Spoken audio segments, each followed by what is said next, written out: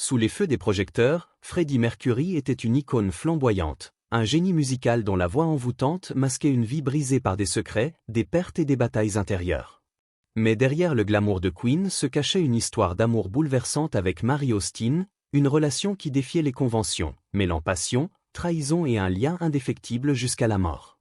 À 73 ans, Mary brise enfin son silence, révélant un amour qui transcende le temps, la célébrité et la tragédie, laissant le monde sous le choc d'une vérité poignante. Bienvenue sur Infinite Star, la chaîne où les légendes prennent vie et où les secrets des icônes se dévoilent avec une émotion rare. Si vous êtes nouveau ici, prenez un instant pour liker, s'abonner et partager cette vidéo. Plongez avec nous dans des récits vibrants, émouvants et inspirants. Aujourd'hui, nous vous emmenons dans l'univers de Freddie Mercury et Mary Austin, une histoire d'amour marquée par la tristesse des séparations, les défis de la célébrité, les trahisons intimes, les scandales publics et les luttes personnelles contre la maladie et l'identité. Une saga immersive où la résilience triomphe, transformant la douleur en un héritage éternel. Mary Austin, née en 1951 à Fulham, Londres, est bien plus qu'une footnote dans l'histoire de la musique. Elle est l'ancienne fiancée et confidente éternelle de Freddie Mercury, le chanteur charismatique de Queen. Élevée par des parents sur son père poseur de papier peint et sa mère domestique, Mary a appris dès l'enfance à communiquer par la lecture sur les lèvres et le langage des signes, une éducation unique qui a forgé sa sensibilité profonde et sa capacité à écouter au-delà des mots. Bien que leur relation amoureuse ait pris fin lorsque Freddie a fait son coming out, leur lien est resté indéfectible, un amour platonique mais pur qui a défié les tempêtes de la vie. Freddie la qualifiait souvent de « mon seul véritable amour », et elle est restée à ses côtés jusqu'à sa mort en 1991, un témoignage poignant de fidélité face à l'adversité. Mary n'a pas participé à la production du film Bohemian Rhapsody en 2018, mais on dit qu'elle a donné son approbation, reconnaissant la portrayal de leur histoire. Sa vie discrète à Garden Lodge, la maison bien-aimée de Freddie à Londres, qu'il lui a léguée dans son testament avec tout son contenu, fait d'elle une figure de fascination et d'admiration pour les fans de Queen et les amateurs de musique. À 73 ans, en brisant son silence, Mary révèle une résilience extraordinaire, transformant les défis d'une vie dans l'ombre en un triomphe d'amour inconditionnel. La relation remarquable entre Freddie Mercury et Mary Austin commence en 1969, un an avant que Mercury ne forme Queen avec Brian May, Roger Taylor et plus tard John Deacon. Né Farrokh Bulsara à Zanzibar en Tanzanie en 1946, Mercury déménage en Angleterre avec ses parents dans les années 1960, fuyant les troubles politiques. Mary, née en 1951 dans une famille pauvre du quartier de Battersea au sud de Londres, est la fille d'un poseur de papier peint et d'une domestique, tous deux sourds. Ils se rencontrent pour la première fois alors qu'elle travaille dans le magasin de vêtements branché de Londres, Biba. Mercury, ayant juste terminé ses études d'art, travaille dans un stand de vêtements à proximité à Kensington.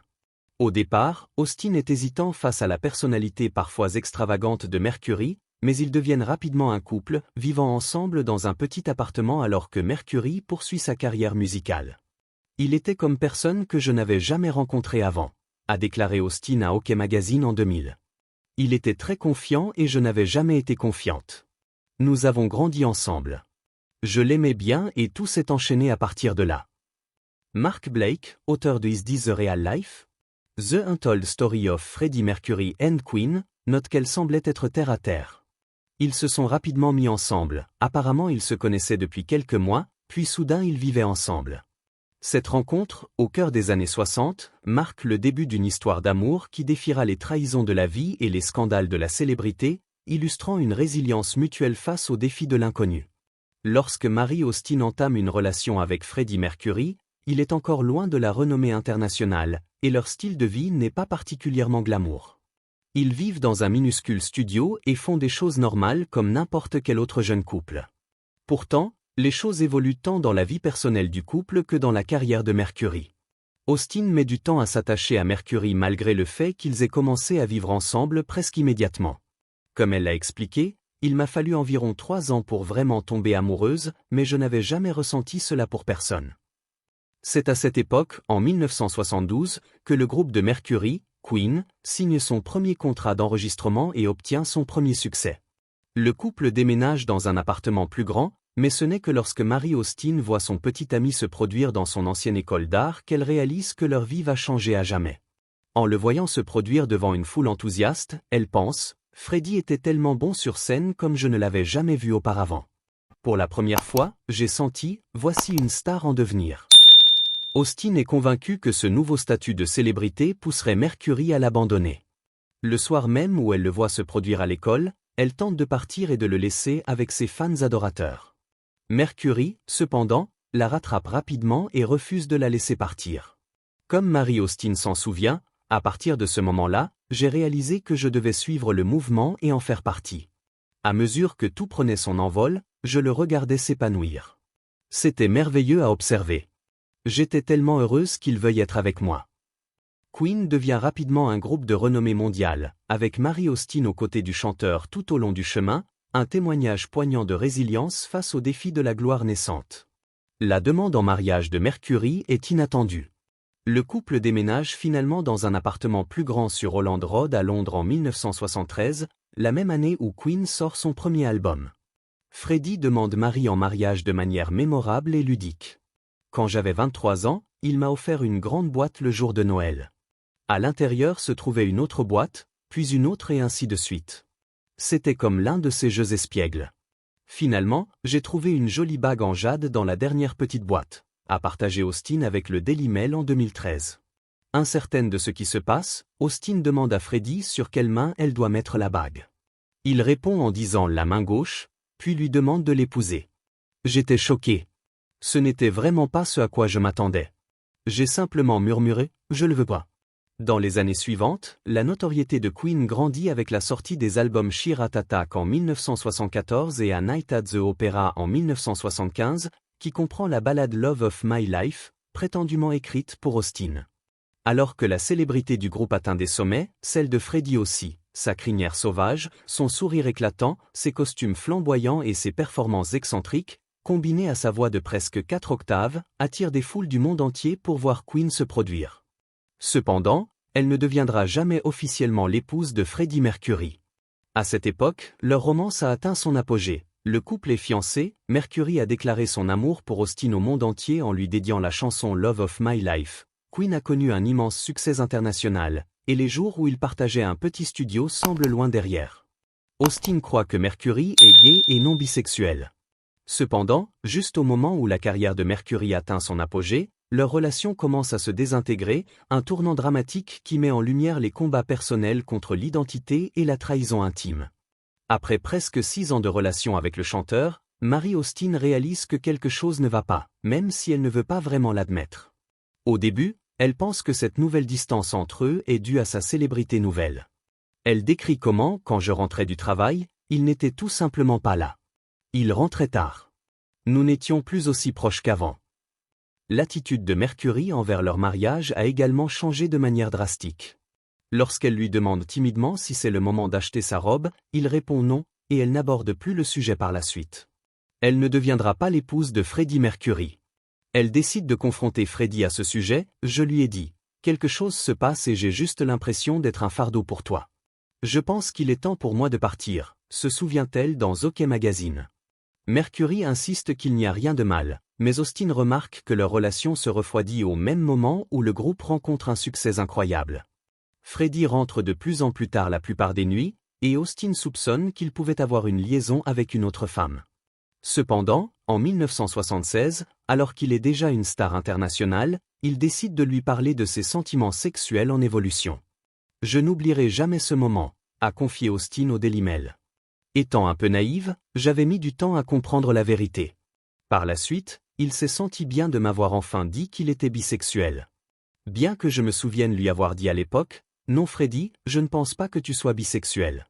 Je pense que tu es gay-pois. » Cette révélation met fin à leur relation physique, et Austin déménage dans un appartement voisin acheté pour elle par la maison d'édition musicale de Mercury. Malgré ce changement, elle reste une partie intégrante du cercle élargi du groupe. Elle les accompagne en tournée, il y a des photos d'eux ensemble dans les coulisses des concerts jusqu'à la fin des années 70. À une époque où ils n'étaient plus un couple, explique le biographe Blake, Freddie était à toutes fins utiles un homme gay. C'est une partie très intéressante de leur histoire, avoir vécu ensemble comme un couple, avec elle croyant à un moment donné qu'ils allaient se marier, puis devoir accepter le fait qu'ils couchaient avec des hommes. Malgré cela, ils sont restés de si bons amis pendant si longtemps par la suite. Elle était restée dans l'entourage du groupe parce qu'elle faisait partie de son entourage. Elle était la personne la plus importante dans cet entourage. Mercury avoue se sentir soulagé après avoir dit la vérité à Mary Austin. Le couple annule leurs fiançailles, et Austin décide qu'il est temps pour elle de partir. Mercury, cependant, ne veut pas qu'elle aille très loin et il lui achète un appartement près du sien. Bien que leur relation ait changé, le chanteur garde toujours une grande affection pour son ancienne petite amie, expliquant dans une interview de 1985 que le seul ami que j'ai est Marie, et je ne veux personne d'autre. Nous croyons l'un en l'autre, c'est suffisant pour moi. Cette trahison intime, loin de détruire leur lien, forge une amitié résiliente, un triomphe sur les combats personnels de l'identité et de l'acceptation. Mary Austin a finalement eu 2 enfants avec le peintre Pierre Cameron. Bien que Cameron ait toujours eu l'impression d'être éclipsé par Freddie et il a fini par disparaître de sa vie. De son côté, Mercury entretient une relation de 7 ans avec Jim Hutton, bien que le chanteur ait plus tard déclaré « Tous mes amants me demandaient pourquoi ils ne pouvaient pas remplacer Mary, mais c'est tout simplement impossible. » Austin reste aux côtés de Mercury jusqu'à sa mort. Austin est témoin de la vie de démesure que mène Mercury, embrassant le style de vie rockstar alimenté par l'abus de substances et les relations sexuelles occasionnelles. Pendant ce temps, Austin trace son propre chemin. Elle a 2 fils avec le peintre Pierre Cameron, Richard, dont Mercury est le parrain, et Jamie, né peu de temps après la mort de Mercury. Bien qu'elle n'ait jamais épousé Cameron, son mariage avec l'homme d'affaires Nicole Ford se termine par un divorce après 5 ans. Malgré l'évolution de leur vie personnelle, Austin n'est jamais absente longtemps de la vie de Mercury. Elle aurait travaillé pour sa société de gestion et est restée une présence constante, surtout dans les années qui ont précédé sa mort. Lorsque Mercury est diagnostiqué séropositif en 1987, il n'existe aucun traitement efficace contre le virus. Il décède des suites de complications liées au sida le 24 novembre 1991. Mary Austin et Jim Hutton sont tous 2 aux côtés de Freddie Mercury lorsqu'il contracte le sida en 1987. À l'époque, il n'y a pas de remède contre la maladie, et Austin et Hutton l'ont soigné du mieux qu'ils pouvaient. Austin se souvient comment elle s'asseyait chaque jour à côté de lui pendant des heures, qu'il soit réveillé ou non. Il se réveillait, souriait et disait « Oh, c'est toi, vieille fidèle ». Il la gardait près de lui lorsqu'il est tombé malade, explique Blake. Le fait qu'elle ait été si bien prise en charge dans le testament, elle a reçu la maison et une part des droits d'auteur en dit long. Il lui a effectivement laissé beaucoup de choses, comme s'il les léguait à sa veuve. Marie était probablement bonne pour le garder les pieds sur terre. Elle était là avant l'argent, avant la célébrité, et elle était là à la fin. En repensant à la mort de Mercury, Austin dit avoir perdu quelqu'un qu'elle considérait comme son amour éternel. Quand il est mort, j'ai ressenti que nous avions eu un mariage, a-t-elle confié à Hockey. Nous l'avons vécu pour le meilleur et pour le pire, dans la richesse comme dans la pauvreté, dans la santé et dans la maladie. Tu ne pouvais jamais laisser partir Freddie à moins qu'il ne meure, et même à ce moment-là, c'était difficile. Austin soutient la décision de Mercury de garder la nature de sa maladie secrète jusqu'à peu de temps avant sa mort. Il lui a également confié la tâche de recueillir ses cendres et de les placer dans un endroit privé, un secret qu'elle garde encore à ce jour, respectant ses souhaits. Austin a attendu 2 ans après sa mort avant de retirer discrètement ses cendres de la maison où il est décédé. Elle réside toujours dans cette maison, entourée de nombreux meubles choisis par Mercury. Il ne voulait pas que quiconque essaie de déterrer ses restes comme cela s'est produit avec certaines personnes célèbres, a-t-elle déclaré au Daily Mail. Les fans peuvent être profondément obsessionnels. Il voulait que cela reste un secret et cela restera ainsi. Malgré les circonstances étranges de leur relation, après la mort de Mercury, Austin a déclaré « J'ai perdu quelqu'un que je pensais être mon amour éternel ». Cela prouve que l'amour prend souvent la forme de 2 âmes sœurs qui se font confiance, prennent soin l'une de l'autre, croient l'une en l'autre et se comprennent complètement. Lorsque Mercury est décédé en 1991 d'une pneumonie bronchique liée au sida à l'âge de 45 ans, Austin était à ses côtés comme elle l'avait été pendant une grande partie de sa vie adulte. Cette période de soins et de perte met en lumière une résilience émouvante, un triomphe sur les combats personnels contre la maladie et le deuil. Mary Austin a-t-elle eu des enfants? Mary Austin a 2 enfants avec son premier compagnon, le peintre Pierre Cameron. Le couple a accueilli leur fils Richard et Jamie durant leur relation. Freddie Mercury, proche de Mary et de sa famille, était le parrain de Richard jusqu'à sa disparition prématurée. Mary et Pierre ne se sont jamais mariés, mais leur relation a duré jusqu'au début des années 1990. Elle a ensuite épousé l'homme d'affaires Nicolas Solfort en 1988, mais leur mariage s'est terminé par un divorce en 2000. Malgré ces changements dans sa vie personnelle, le lien durable de Marie avec Freddie et la vie qu'ils ont partagée est resté une constante. Ses enfants représentent un triomphe personnel pour Marie, une résilience face aux défis d'une vie marquée par la perte et les scandales entourant Freddie, transformant son deuil en une nouvelle forme d'amour familial. Où est Mary Austin aujourd'hui? Après la mort de Freddie Mercury, il a été révélé qu'il avait légué à Mary Austin la moitié de sa fortune de 75 millions de livres sterling, comprenant leur précieuse demeure géorgienne de 25 millions de livres à Kensington. Mary continue de mener une vie tranquille dans cette maison, bien que des fans la visitent régulièrement. L'intérieur somptueusement décoré du manoir de 28 pièces est resté en grande partie inchangé depuis l'époque de Freddie. Mary, qui avait personnellement conçu l'intérieur avec des meubles Louis XV pour Freddie, ne voit aucune raison de le modifier. Cependant, dans un geste surprenant en 2023 qui a stupéfié les fans de Queen du monde entier, Mary a annoncé sa décision de mettre aux enchères 1500 objets appartenant à Freddie, y compris des costumes, des instruments et des paroles de chansons manuscrites.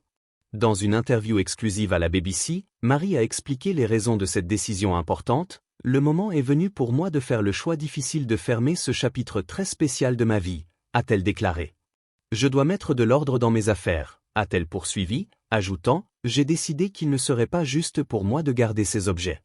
Si je décidais de vendre, je devais être courageuse et tout vendre. » Mary Austin a reçu plus de 60 millions de dollars grâce au succès de Bohemian Rhapsody. Le film de 2018 s'est avéré extrêmement rentable pour la famille de Freddie et pour Mary Austin, sa compagne bien-aimée. Mary a reçu plus de 60 millions de dollars grâce à une disposition dans le testament de Freddie Mercury. À sa mort en 1991, Freddie avait décidé de lui attribuer 50% de ses revenus futurs, Mary ayant inspiré la célèbre chanson d'amour Love of My Life en 1975. L'autre moitié de ses revenus a été répartie entre ses parents et sa sœur cadette Kashmira Bulsara. Bohemian Rhapsody raconte la vie de Freddie Mercury en tant que chanteur charismatique de Queen, le légendaire groupe de rock britannique. Avec des revenus dépassant les 900 millions de dollars, il se classe parmi les films les plus rentables de 2018. Kashmira Bulsara, la sœur de Freddie, a reçu environ 25 millions de dollars, tandis que les autres membres de Queen ont collectivement gagné environ 90 millions de dollars grâce au succès du film. Cette fortune, héritée d'une vie de scandale et de triomphe, met en lumière la résilience de Mary, gardienne d'un héritage qui inspire encore aujourd'hui. L'histoire non racontée de Freddie Mercury dans Bohemian Rhapsody met en lumière des aspects de sa vie qui ne sont pas apparus à l'écran. Pourtant, il existe de nombreux faits sur Freddie que même la plupart des fans n'ont jamais entendus. Voici la vérité non dite sur Freddie Mercury. Le pays natal de Freddie n'existe plus. Freddie Mercury est né Farrokh Bulsara le 5 septembre 1946, selon Britannica. Ses parents, Bomi et Ger Bulsara, étaient parsis. Tous deux avaient migré de leur île natale à Zanzibar en Afrique, où le futur chanteur de Queen est né. Le fait est que Zanzibar n'est plus un lieu, ou du moins n'est plus une nation souveraine. Selon Britannica, cette petite île juste au large de la côte et de l'Afrique centrale avait été un territoire britannique pendant la première moitié du XXe siècle. En 1963, elle est devenue une nation indépendante tout en restant membre du Commonwealth britannique. Cependant, ce statut fut de courte durée. En janvier de l'année suivante, une révolte communiste a entraîné le renversement du sultanat arabe et l'établissement d'une république à sa place. Les Africains autochtones, la majorité de la population, ont alors dirigé le territoire pour la première fois, mais cela n'a pas duré non plus. En avril de cette année-là, Zanzibar et le Tanganyika se sont unis pour former la nation moderne de Tanzanie. Les Bulsara ont fui le pays lorsque la révolution a éclaté et se sont réinstallés à Feltham en Angleterre, à l'ouest de Londres. Là, Mercury a terminé son adolescence, a fréquenté l'Ealing Technical College and School of Art, aujourd'hui partie de l'université de West London, et a ensuite rencontré les autres membres de ce qui allait devenir Queen. Freddie Mercury aimait collectionner les timbres dans son enfance. Freddie Mercury, connu pour sa carrière musicale légendaire, avait une passion inattendue dans sa jeunesse, collectionner des timbres. Entre 9 et 12 ans, selon le musée postal britannique, le jeune Farrokh Bulsara a amassé une collection notable de timbres anciens, désormais présentés dans une exposition itinérante. L'approche de Mercury pour collectionner les timbres était à la fois méticuleuse et éclectique. Il organisait ses timbres dans son album en utilisant différentes méthodes. par taille sur certaines pages, par type sur d'autres, et même par couleur ou par inscription ailleurs.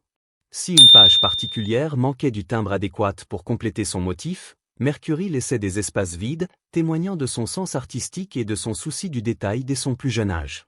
On suppose que Mercury avait hérité de son intérêt pour les timbres de son père Baumy, qui était également un collectionneur passionné. Après la mort de Freddie en 1991, Baumy a fini par mettre aux enchères à la fois sa propre collection et celle de Freddie. Au fil des ans, ces collections ont été exposées à travers le monde, de Prague à l'Australie, présentant non seulement des timbres mais aussi une facette méconnue de la jeunesse du musicien emblématique. Mercury a personnellement conçu le logo de Queen. De nombreux musiciens créent leur propre logo, souvent par nécessité avant de signer un contrat de disque, lorsque les fonds sont insuffisants pour embaucher des graphistes. Pourtant, la plupart des logos de groupes sont relativement simples. Les Rolling Stones présentent une langue, Metallica, Kiss et AC/DC stylisent leur nom, tandis que Black Flag et les Red Hot Chili Peppers utilisent des symboles minimalistes. Nirvana a opté pour un smiley excentrique. Mais Queen s'est distingué avec un logo plus proche d'un blason médiéval. Il représente un phénix aux ailes déployées, une langue en forme de serpent survolant une lettre Q stylisée ornée d'une couronne sertie de bijoux en son centre. Autour de ces éléments figurent des représentations des signes astrologiques de chaque membre du groupe. Le signe du guitariste Brian May, Cancer, est symbolisé par un crabe perché au sommet du Q. Les lions, John Deacon et Roger Taylor, sont encadrés par des lions rugissants, tandis que le signe de Vierge de Freddie Mercury est représenté par des fées assises en dessous. Cette œuvre d'art complexe a été réalisée par Freddie Mercury lui-même. Sa formation à l'école d'art lui a donné les compétences nécessaires pour concevoir un tel logo. La version originale, plus simple, est apparue pour la première fois sur la pochette intérieure du premier album du groupe. Elle a évolué au fil du temps pour devenir l'emblème plus élaboré et reconnaissable que l'on connaît aujourd'hui. Freddie a refusé de faire réparer ses dents parce qu'il pensait qu'elles l'aidaient à bien chanter. Ne soyez pas gênés si vous vous retrouvez à vous concentrer sur les dents de Freddie Mercury chaque fois que vous voyez une photo de lui. Il avait une proéminente malocclusion causée par 4 dents supplémentaires appelées mésiodents, comme l'indique Miller S Music. Mercury était très conscient de son apparence et couvrait souvent ses dents, peut-être est-ce pour cela qu'il a laissé pousser cette moustache emblématique. Vous vous demandez peut-être pourquoi il n'a pas opté pour des soins dentaires. Après tout, Freddie Mercury ne manquait pas d'argent. Cependant, il croyait que ses dents supplémentaires contribuaient à sa voix exceptionnelle. Il pensait que l'espace supplémentaire dans sa bouche poussait sa mâchoire vers l'avant, ce qui augmentait son étendue vocale. Miller S Music explique en quoi la voix de Mercury était vraiment exceptionnelle. Le chanteur pouvait passer sans effort des notes basses, moyennes et hautes, les délivrant avec précision et justesse. Plus précisément, son registre vocal s'étendait d'environ 92,2 Hz à 784 Hz, couvrant de F dièse 2 à G5, un incroyable écart de 3 octaves. Pour ceux qui ne sont pas familiers avec les termes musicaux, c'est extraordinairement impressionnant. Bien que l'impact exact des dents de Mercury sur ses capacités vocales reste débattu, il a clairement privilégié la préservation de son talent vocal plutôt que des considérations esthétiques. Après tout, il ne gagnait pas sa vie grâce à son apparence. Freddie et Michael Jackson n'ont pas eu la meilleure expérience en enregistrant ensemble.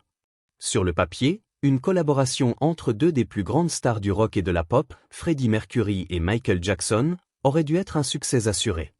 Avec les deux artistes au sommet de leur carrière en 1983, ils ont enregistré 3 duos ensemble, There Must Be More to Life Tandis, Victory et State of Shock. C'était de superbes chansons, a commenté Mercury dans la Mercury, en Intimate Biography of Freddie Mercury. Mais le problème était le temps, car nous étions tous les deux très occupés à cette période. La réponse diplomatique de Mercury cache les bizarreries et les tensions qui ont marqué leur session. Selon The Great Pretender, Mercury a un jour appelé son manager en pleine frustration en s'exclamant « J'enregistre avec un lama. Michael amène son lama de compagnie au studio tous les jours et je n'y suis vraiment pas habitué.